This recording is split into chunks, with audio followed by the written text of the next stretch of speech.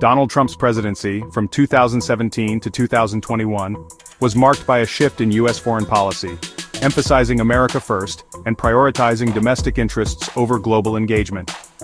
This approach had significant implications for third world countries, particularly in Africa, where U.S. policies often influence economic development, security, and governance. The Trump administration proposed significant cuts to foreign aid, including programs in Africa. For example, the 2018 budget proposal sought to reduce funding for the State Department and USAID by 30%, affecting initiatives in health, education, and infrastructure.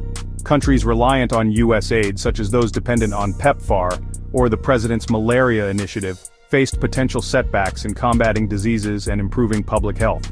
Trump's focus on bilateral trade deals over multilateral agreements affected African economies.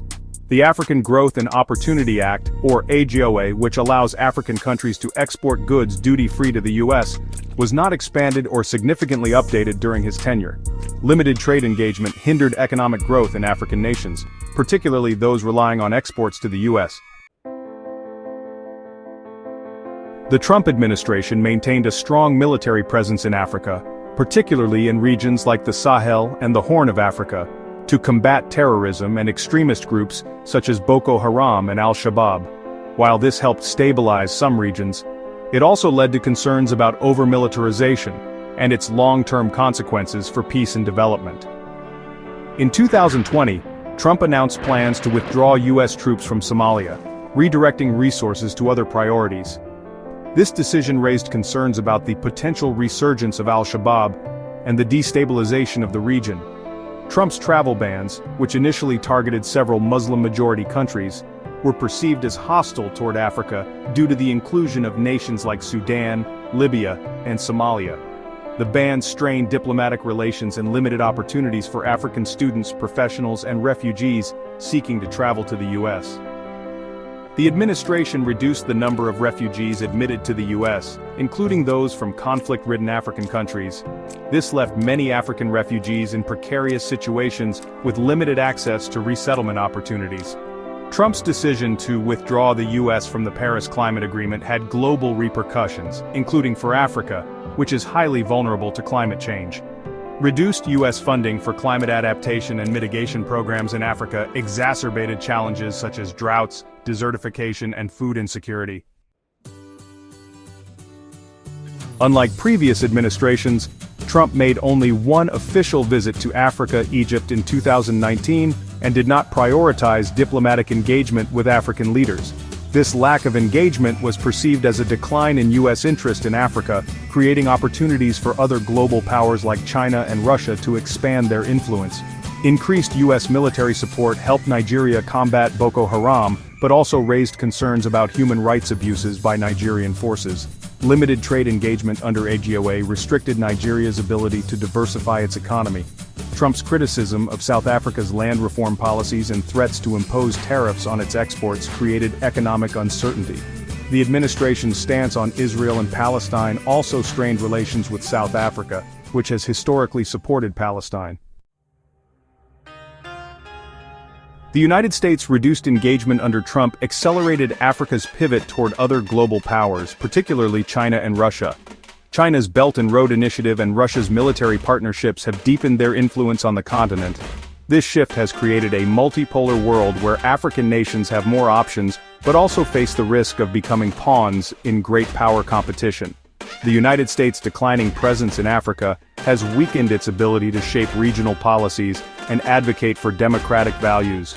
This vacuum has allowed authoritarian regimes to flourish and reduce the United States' leverage in addressing global challenges like terrorism and climate change.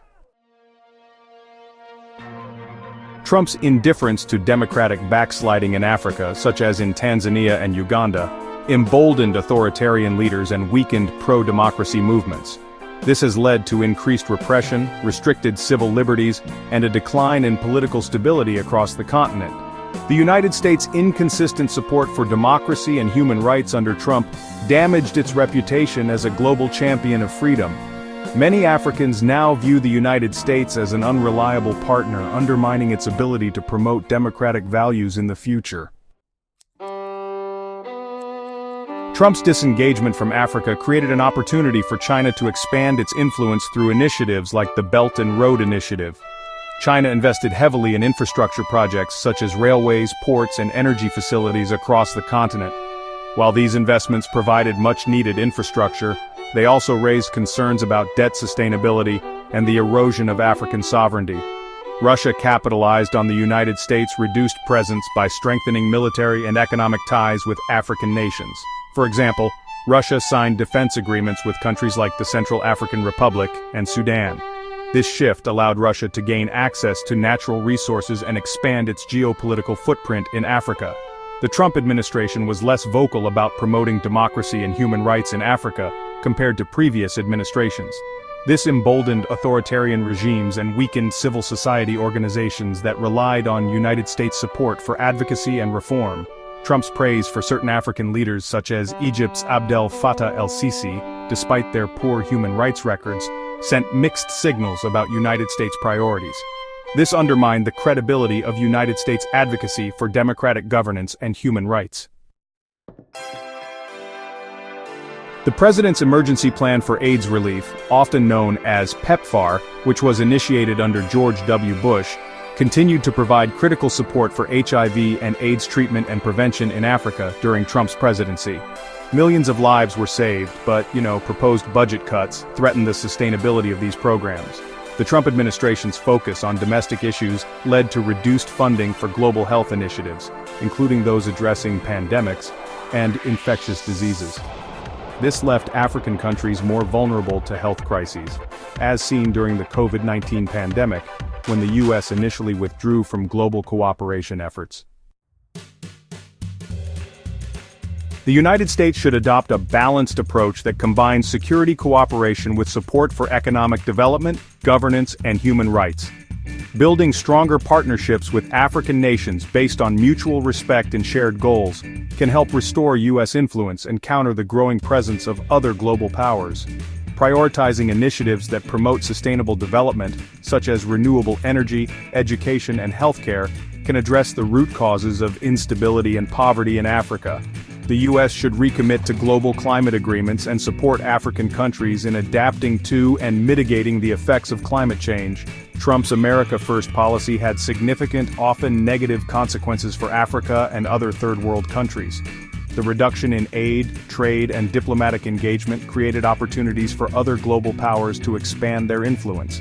While some initiatives, such as PEPFAR and counterterrorism efforts, provided short-term benefits, the long-term impact of Trump's policies was largely detrimental to Africa's development and stability. Moving forward, a more balanced and engaged U.S. policy is needed to address the challenges and opportunities in Africa. Trump's restrictive immigration policies, including the suspension of the diversity visa lottery, affected African diaspora communities in the United States. Families were separated, and opportunities for Africans to migrate to the U.S. were significantly reduced. African diaspora communities in the U.S. contribute significantly to their home countries through remittances. Trump's policies created uncertainty for these communities, potentially affecting the flow of remittances. Countries like Nigeria, Kenya, and Ghana, which rely heavily on remittances, faced economic challenges as a result. The Trump administration reduced funding for the United Nations and its agencies, including those focused on humanitarian aid and development in Africa. Programs addressing food security, refugee support, and education in Africa were underfunded, exacerbating existing challenges. The U.S. withdrew from UNESCO, United Nations Educational, Scientific, and Cultural Organization, in 2017, citing bias and inefficiency. This decision limited U.S. involvement in initiatives promoting education and cultural preservation in Africa. Trump announced the U.S.'s withdrawal from the WHO in 2020, criticizing its handling of the COVID-19 pandemic. Although the decision was later reversed, it created uncertainty. African countries already struggling with weak healthcare systems faced challenges in coordinating a global response to the pandemic. The Trump administration had minimal interaction with the African Union, missing opportunities to collaborate on continental issues such as peacekeeping, trade, and climate change. This lack of engagement weakened the U.S.'s ability to influence AU policies and initiatives. The reduction in U.S. engagement pushed African nations to strengthen ties with China and Russia, which offered financial and military support without the governance conditions often attached to Western aid. This shift has long-term implications for Africa's geopolitical alignment and economic independence. Trump's indifference to democratic backsliding in Africa emboldened authoritarian leaders and weakened pro-democracy movements.